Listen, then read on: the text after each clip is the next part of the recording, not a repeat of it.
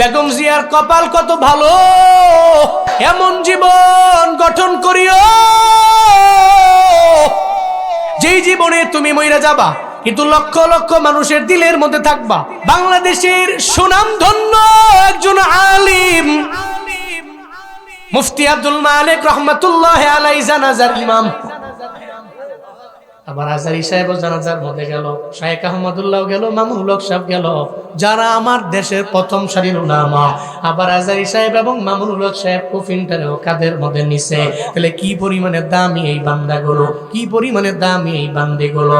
মনে রাখবারে বাবা, একটা মানুষের জীবনে এটাই তো সফলতা। আমার মরার আগে, আমার মরার পরে, আমার ডানে বামে আমার ছেলের জবান থেকে হবে কোরআনের তিলাওয়াত। এটাই তো প্রত্যেকটা মা আশা করে, প্রত্যেকটা বাবা এটাই তো আশা করে। মনে রাখবেন, একটা মা বাবার জীবন তো তখনই সফল হয় যখন ছেলেটা শিওরের পাশে দাঁড়াইয়া কোরআনের আওয়াজ দেয়। একটা হুজুর ভাড়া কইরা আনলে হুজুর তিলাওয়াত করবে আপনার মায়ের জন্য না, বরং সওয়াব তো হুজুরেরই অর্ধেক নিয়ে যাবে। কিন্তু আপনি এমন সন্তান, আপনি যদি মায়ের পাশে গিয়া দাঁড়াইয়া আপনি যদি পড়েন সূরাতুল ইয়াসিন, যদি সূরা রহমানের তিলাওয়াত যদি আপনি দিতে পারেন রে বাপ, আপনার মায়ের পাশে দাঁড়াইয়া আপনার তিলাওয়াতের কারণে আপনার মা কালেমা পড়ে মরণ হবে, আপনার মায়ের কবর জান্নাতের বাগান হবে। অন্য একটা লোক আনলে ওই লোকের কথা তো কবুল হতেও পারে, না হতে পারে, কিন্তু যেই মায় আপনার গর্বের মধ্যে নিল, আপনি মায়ের প্রতি দরদ লইয়া যদি তিলাওয়াতের মাত্রা যদি বাড়াইয়া দিতে পারেন, আমার কাছে মনে হয় ওই মা জাহান্নামী হবে না, ওই মায়ের কবর সন্তানের দুয়ার বদৌলতে রব জান্নাত বানায়া দিতে পারে। এই জন্য জীবনটারে গঠন করবেন এভাবে। আল্লাহর কোরআন থাকবে আপনার জীবনের সব স্থানে। আপনি মইরা গেলে চিন্তা নাই, দেখবেন এমন এক ছেলে রেখা গেলেন, যেই ছেলেটা মানুষের মতো মানুষ কোরআনের তিলাওয়াত দিয়ে আপনারে বিদায় দেয়, এর চাইতে সফল মরা পৃথিবীর কোনো বান্দার নাই। আবার লাখো লাখো মানুষ যদি আপনার জানাজার মধ্যে জড়ায়া যায়, তাহলে তো আপনি সফল জীবনটাই তো আপনি মইরা গিয়া সফল হয়ে গেলেন। শরীফ ওসমান হাদিরা মইরা গেছে কিন্তু মরে নেই, কিন্তু মানুষের দিলে আছে না নাই? জোরে বলেন আছে না নাই? এমন জীবন গঠন করিও যেই জীবনে তুমি মইরা যাবা কিন্তু লক্ষ লক্ষ মানুষের দিলের মধ্যে থাকবা। এমন জীবন গঠন কইরো, আল্লাহর কোরআন দিয়া জীবনটারে গঠন করা লাগবে, তাহলে চিরজীবন লাগাইয়া মানুষ তোমারে সম্মান করবে। এখন যদি প্রশ্ন করেন, হুজুর বেগম জিয়ার বেলায় মানুষ এত লাখো লাখো মানুষ জড়ো হলো কেন, আবার এই মানুষগুলো ওনার জন্য দোয়া করে কেন, আপনার মতো আলেমের মুখে একজন নেত্রীর ব্যাপারে এত কথা কেন? মনে রাখবেন, আমি বললে বিএনপির লোকেরা ভালো বলবে, আমি এই জন্য বলি না। আমারে কে ভালো বললো, কে খারাপ বললো, আমি খারাপটারেও বয়ানের মাধ্যমে বলি, আবার ভালোটা বলি। তবে বেগম জিয়ার ব্যাপারে আমরা যা দেখেছি, যা শুনেছি, উলামায়ে কেরামের প্রতি উনি বড্ড দুর্বল ছিল, এবং উনি বলছে উলামায়ে কেরাম জীবনেও জঙ্গি হতে পারে না। কিন্তু এর বিপরীতে আরেকজন নেত্রী আমার দেশের মধ্যে ছিল, যার ভিতরে উলামায়ে কেরামের প্রতি কোনো মহাব্বত ছিল না, কোনো ভালোবাসা তার দিলের মধ্যে ছিল না। খালি একটা ছোট্টখাট্ট দোষ পাইলেই আলেমদের জেলে ভরত, এমন নেত্রী ছিল কি ছিল না? ওই নেত্রীর বেলায় তো কান্দা নাই, ওই নেত্রীর বেলা তো উলামায়ে কেরাম বলেও না। কেন বলে বেগম জিয়ার বেলায়? কারণ উনি উলামায়ে কেরামের ছিল বড় পাগল।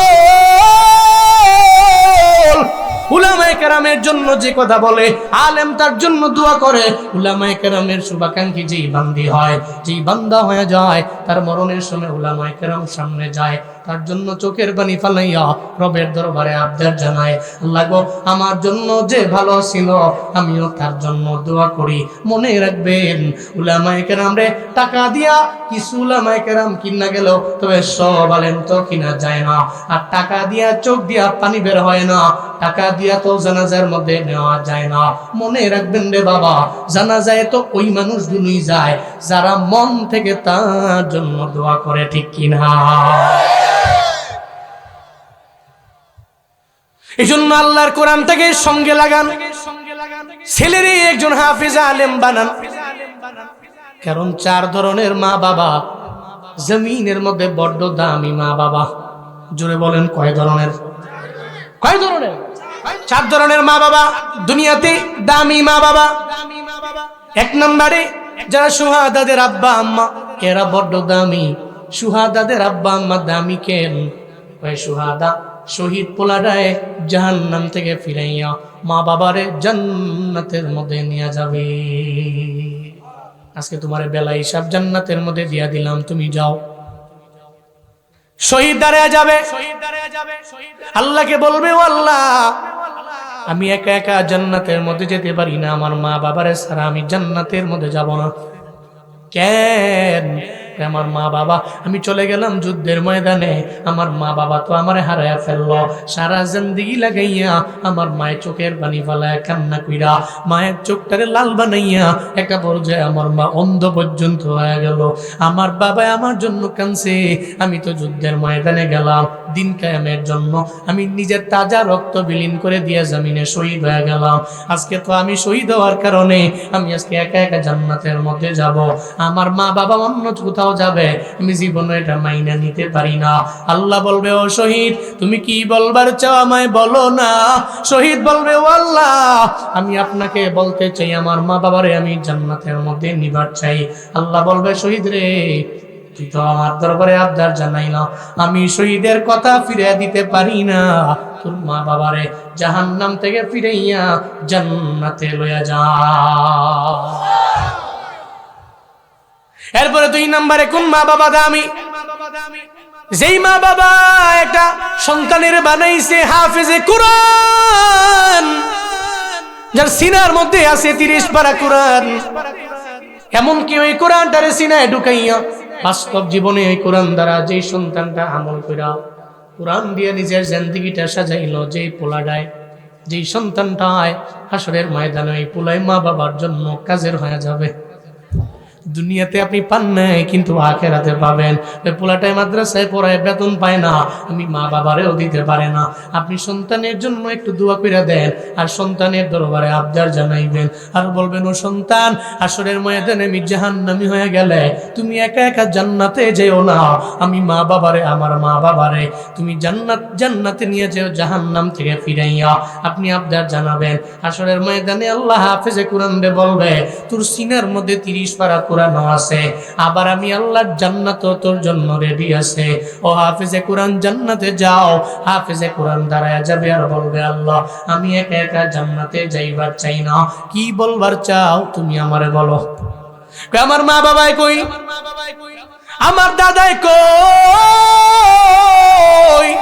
কই আমার দাদি, কই আমার নানাই, কই আমার নানি।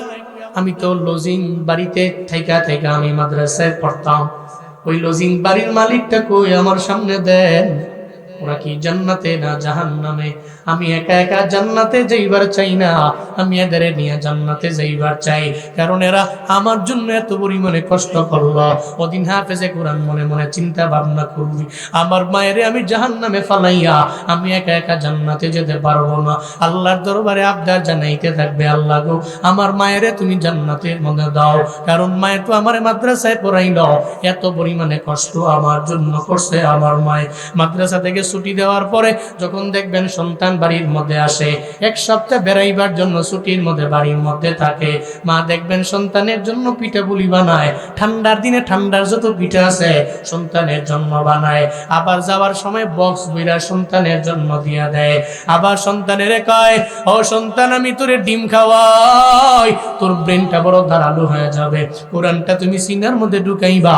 সন্তান কয়, মা আপনি কেন খান না, কেন বারবার বারবার আমারে খাওয়ান?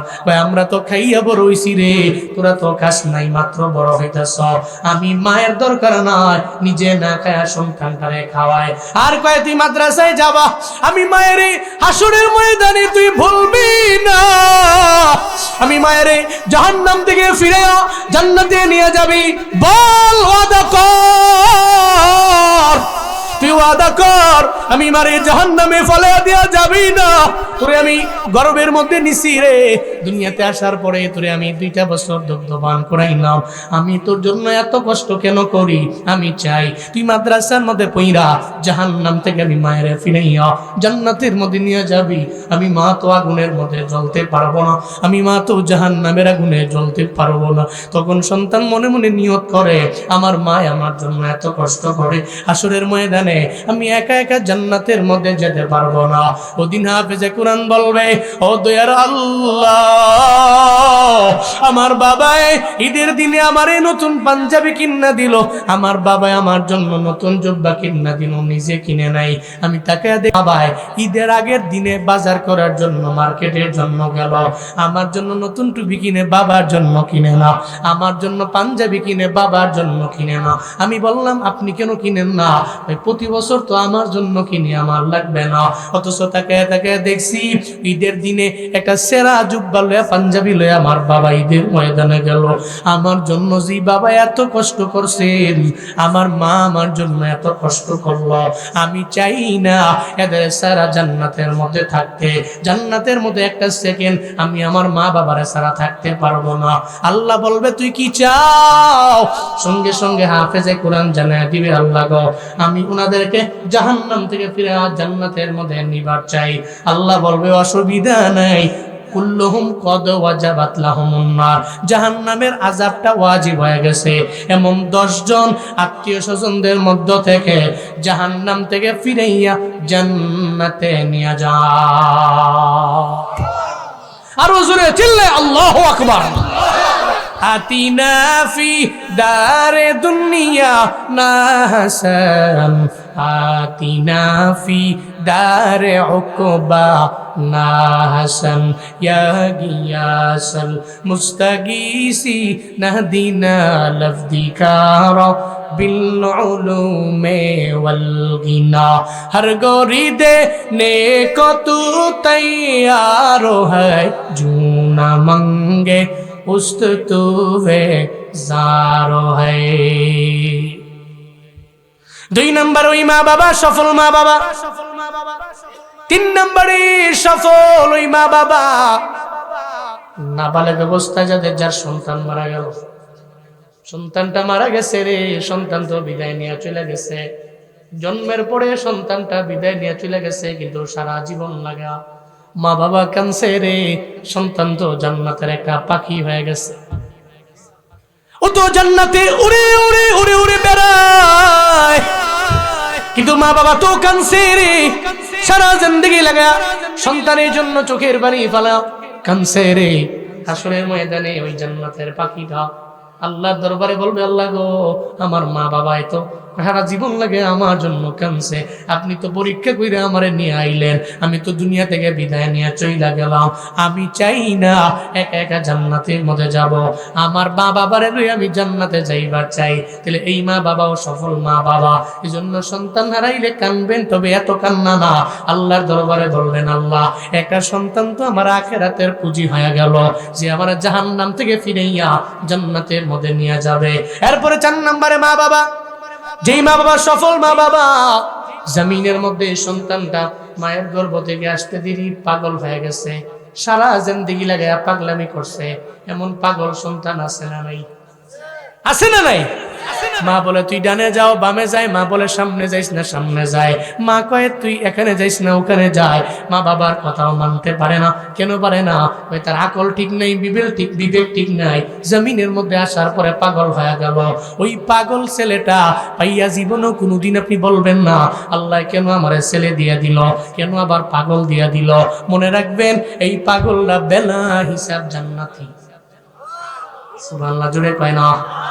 হাসরের ময়দানে আল্লাহ বলবে, পাগল রে,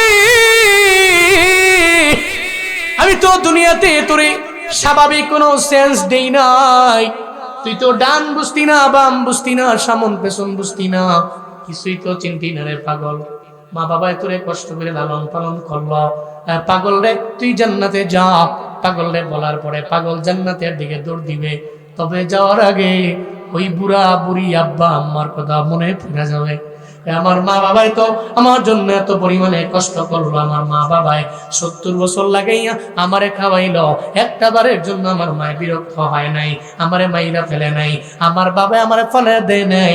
একটা জায়গায় অনুষ্ঠানে যাওয়ার পরে কেউ একজন বলল, এটা কি হয় আপনার? আমার বাবাই বলল, আমার ছেলে পরিচয় দিতে গিয়া একটা বারের জন্য আমার বাবাই কার্পণ্য করে নাই, আমার মায় কার্পণ্য করে নাই। তাহলে আজকে আমি একা একা জান্নাতে যেতে পারি না, যেই মা বাবা আমারে 70 বছর লাগাইয়া এত কষ্ট করে আমারে বড় করলো, আমারে লালন পালন করলো, আল্লাহ গো আমার মা বাবারে লইয়া আমি জান্নাতে যাইবার চাই।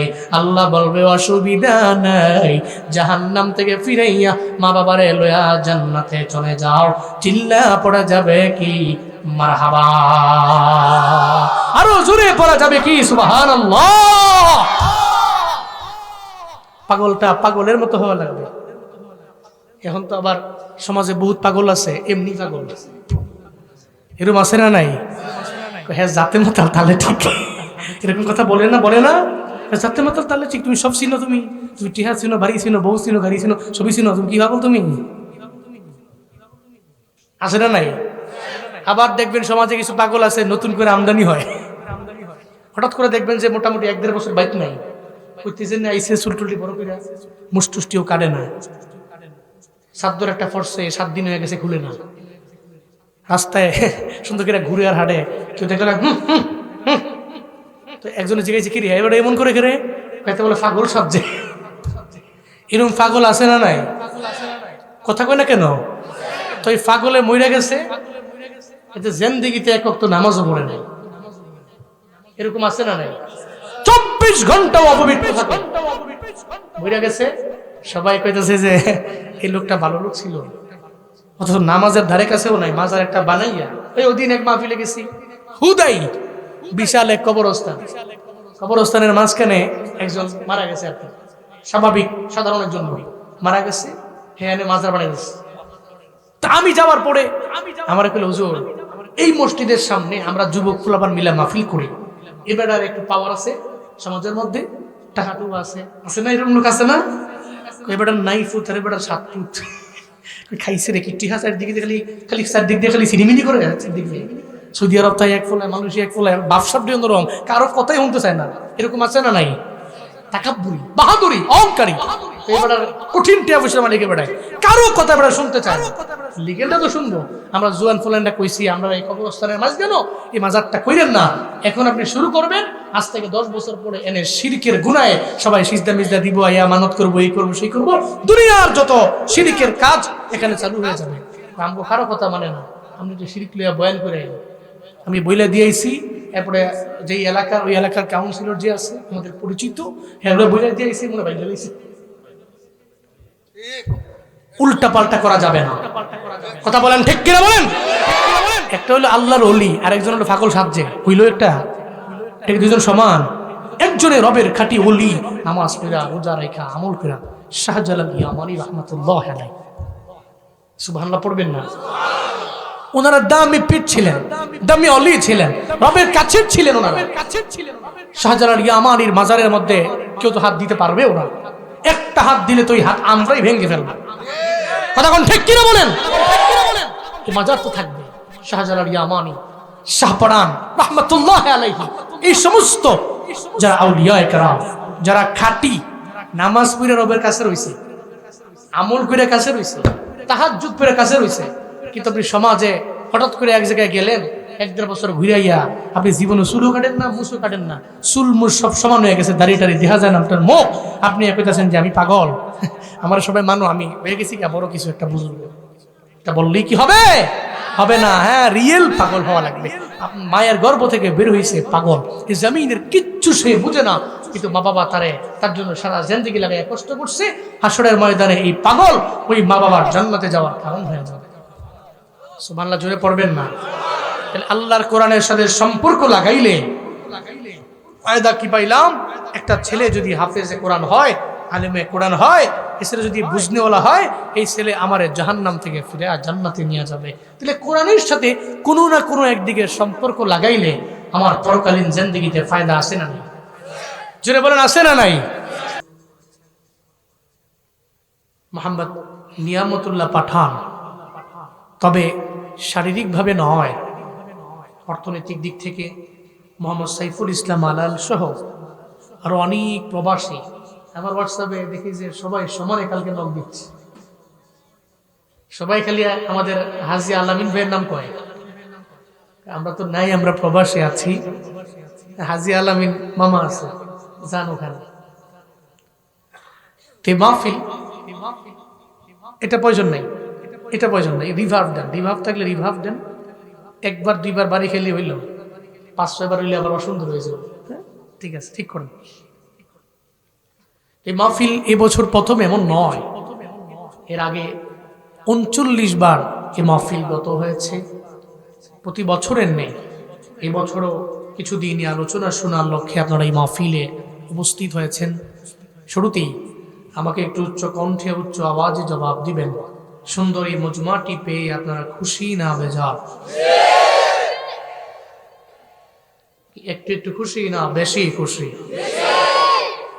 খুশি হইলে তো চেহারার মধ্যে একটু হাসির ভাব থাকতো, কারো ভিতরেই নাই। এটা মনে রাগ করছে নাকি? ঠান্ডা কি আপনাদের চেহারাও লাগে নাকি? ঠান্ডা তো আছে, চেহারাতেও লাগে, তবে ঠান্ডায় আমাদের মুখকে মলিন করতে পারে না। আমরা সদা থাকবো হাস্যোজ্জ্বল, আমাদের কোনো ডিপ্রেশন নেই, আমাদের হতাশা নেই। কারণ মুমিনের জীবনে কোনো হতাশা নাই। তো মুমিন চিন্তা করে কেউ নাই, কিন্তু কে আছে? কিন্তু একটু একটু হাসি দিচ্ছেন, আমার ভালো লাগছে। জোরে বলেন মারহাবা। আজকের এই মাহফিলের আয়োজন যারা করেছেন, আল্লাহ প্রত্যেককে দুনিয়া এবং আখেরাত উভয় জগতে কল্যাণকামীদের অন্তর্ভুক্ত বানিয়ে দেন। সকলেই পড়েন আমিন।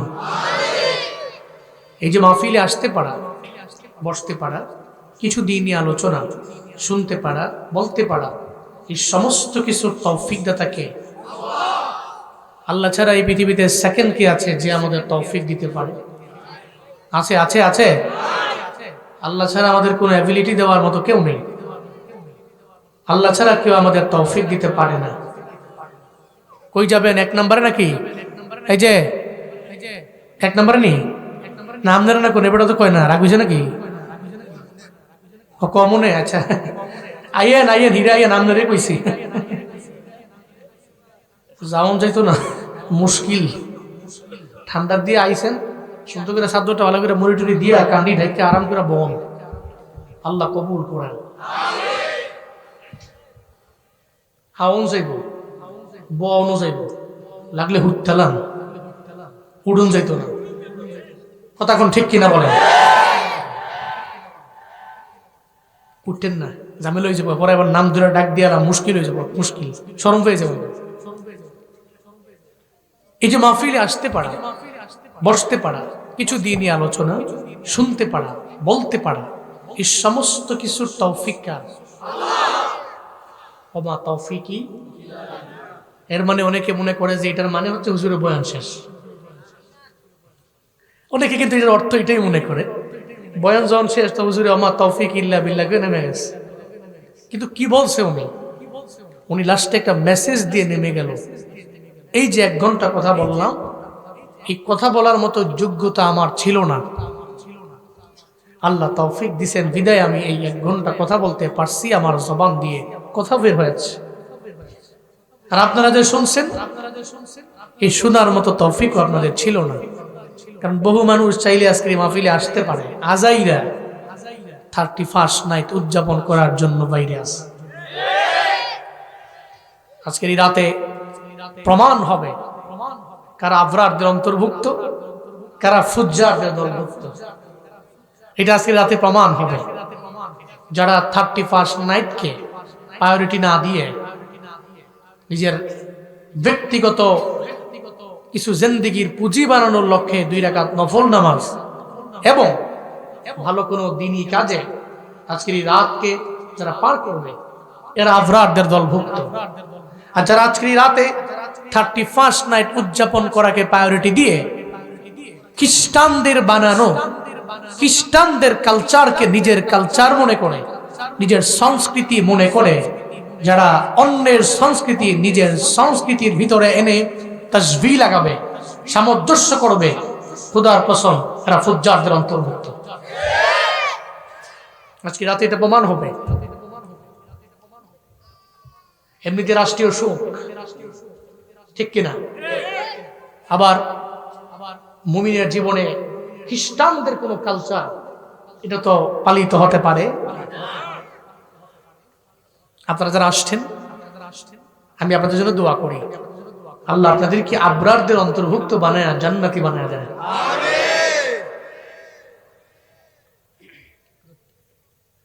তো বহু লোক তো আছে চাইলে আসতে পারে কিন্তু আসে না। কে আনছেন? তো যে আল্লাহ বলার মতো যোগ্যতা দিচ্ছেন, যে আল্লাহ শোনার মতো তৌফিক দিয়েছেন, ওই আল্লাহকে রাজি করি। সকলে চিল্লায় একবার করে সমস্বরে পড়ি আলহামদুলিল্লাহ। আমার সাথে পড়ুন রব্বানা লাকাল হামদ হামদান কাসীরান তাইয়িবান মুবারাকান ফি ইয়া রাব্বি লাকাল হামদু কামা ইয়ানবাগি লিজালালি ওয়াজহিকা ওয়া আযীমি সুলতানি লাকাল হামদু বিল ঈমান লাকাল হামদু বিল ইসলাম লাকাল হামদু বিল কোরআন। প্রশংসা করলাম কার? মৃত্যু পর্যন্ত চলবে তো ইনশাআল্লাহ। আল্লাহ তৌফিক দান করেন। আমি খুতবায় এমন এক আয়াতে কারিমা তিলাওয়াত করেছি। এই আয়াতের উপরে যদি কোনো বান্দা চলে তাহলে তার ইহকালেও সে কামিয়াব, পরকালেও সে চিরমুক্তি পাবে। সুবহানাল্লাহ পড়বেন না? একটা মানুষের জীবনে যে দুইটা জিনিস সবচেয়ে বেশি জরুরি, এক নম্বর কোরআন, দুই নম্বর সুন্নাতুর রাসূল। এক নম্বরে কিতাবুল্লাহ, দুই নম্বরে সুন্নাতু রাসূলিল্লাহ। এই দুইটা আপনি আঁকড়ে ধরেন, আপনার জীবনটা সফল হয়ে যাবে। এতে কোনো সন্দেহ আছে? কারণ যেখানে আমি ঝামেলায় পড়ে যাই ওখানেই সমাধান দিতে পারে আল কোরআন। কি? আল কোরআন। আমার কোনো ঝামেলায়, আমার কোনো প্রবলেমে আমি তো সলভ করার জন্য বিভিন্ন মানুষের দ্বারে দ্বারে ঘুরি, কিন্তু কোরআন তো আছে, সলভ করার জন্য কোরআন রেডি। তুমি কোরআনকে প্রশ্ন করো, কোরআন জবাব দিয়ে দিবে। কুল আতিউল্লাহ ওয়ার রাসূল ফাইন তাওয়াল্লাউ ফাইন্নাল্লাহ লা ইউহিব্বুল কাফিরিন।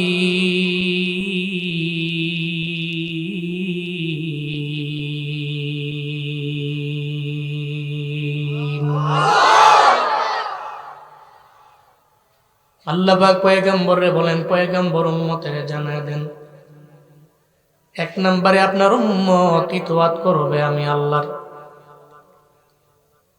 দুই নম্বরে ইতওয়াত করবে, আনুগত্য করবে আপনারে, মানে রাসূলের আনুগত্য।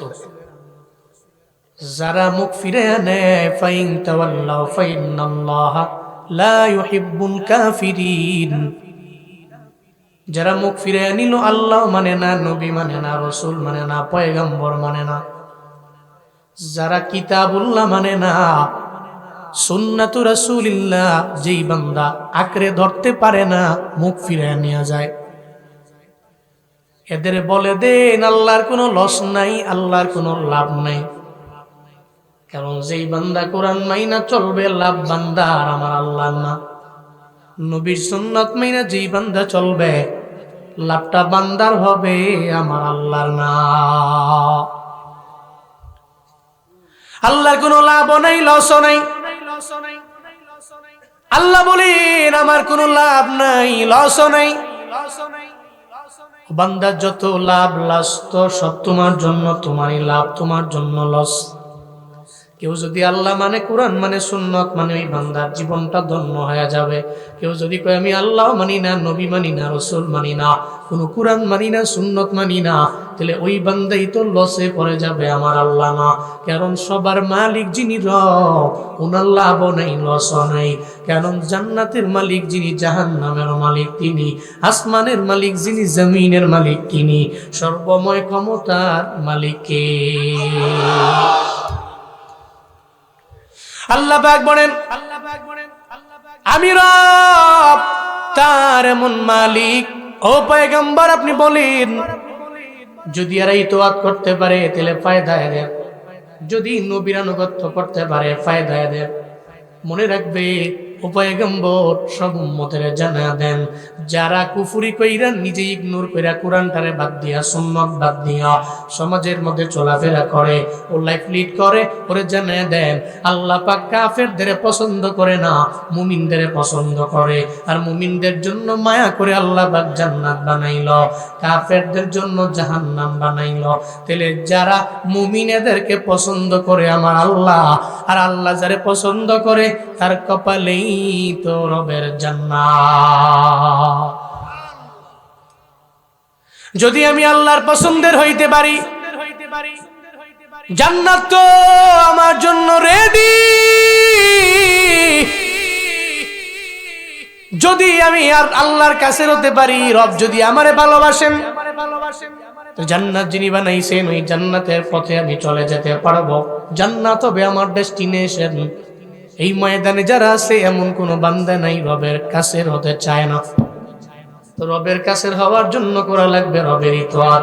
এখন যদি কেউ বলে হুজুর আমি আল্লাহরে দেখি নাই, ছুঁইতেও পারি নাই, ধরতেও পারি নাই, জীবনে কোনোদিন আমার আল্লাহর রূপ কেমন আমি দেখলাম না, তাহলে আমি আল্লাহরে না দেইখা রবের ইতোয়াত কেমনে করব?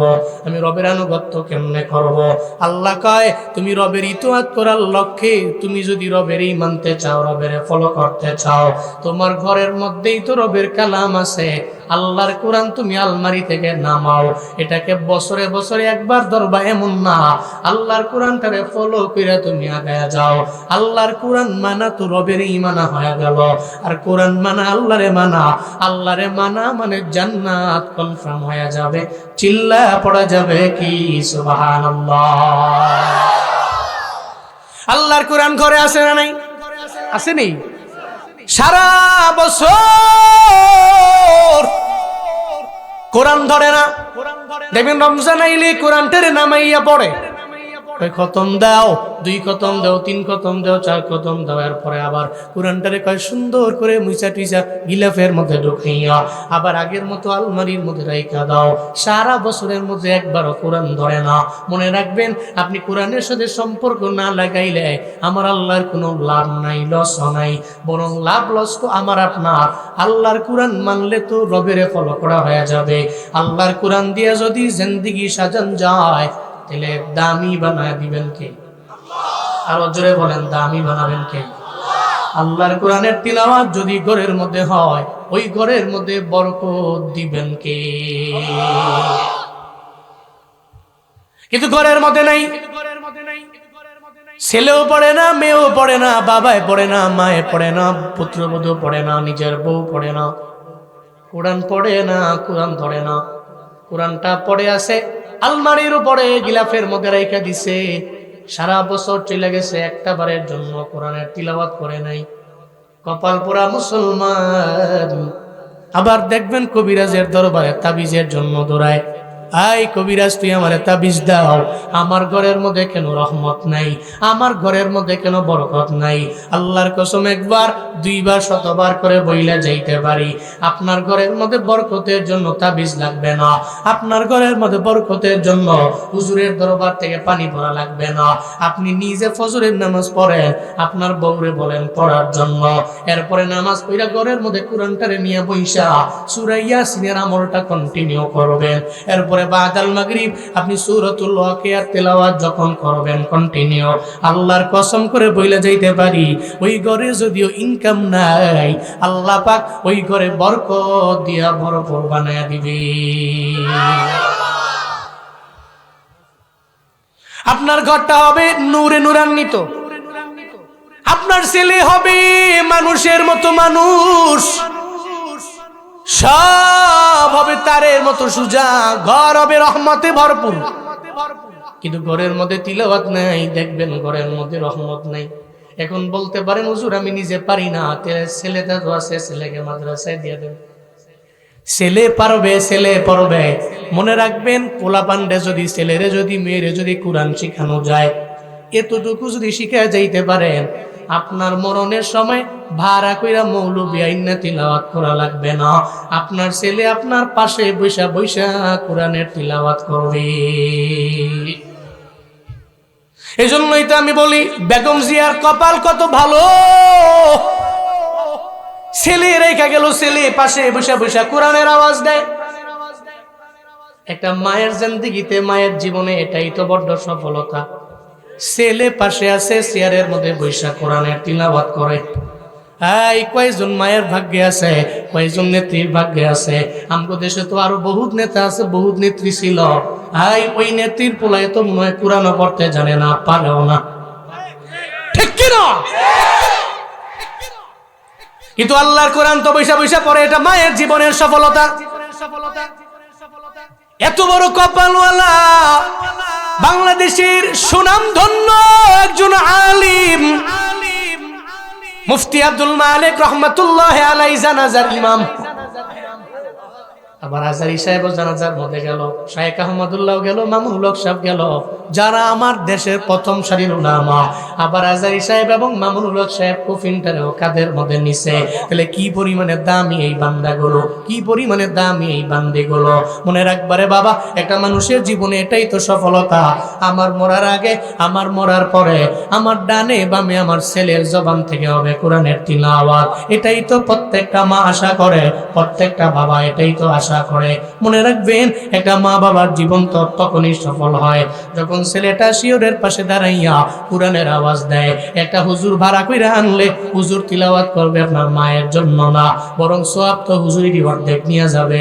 কিন্তু আপনি এমন সন্তান, আপনি যদি মায়ের পাশে গিয়া দাঁড়াইয়া আপনি যদি পড়েন সূরাতুল ইয়াসিন, যদি সূরা রহমানের তিলাওয়াত যদি আপনি দিতে পারেন রে বাপ, আপনার মায়ের পাশে দাঁড়াইয়া আপনার তিলাওয়াতের কারণে আপনার মা কালেমা পড়ে মরণ হবে, আপনার মায়ের কবর জান্নাতের বাগান হবে। অন্য একটা লোক আনলে ওই লোকের কথা তো কবুল হতেও পারে, না হতে পারে, কিন্তু যেই মা আপনারে গর্বের মধ্যে নিল, আপনি মায়ের প্রতি দরদ লইয়া যদি তিলাওয়াতের মাত্রা যদি বাড়াইয়া দিতে পারেন, আমার কাছে মনে হয় ওই মা জাহান্নামী হবে না। ওই মায়ের কবর সন্তানের দুয়ার বদৌলতে রব জান্নাত বানায়া দিতে পারে।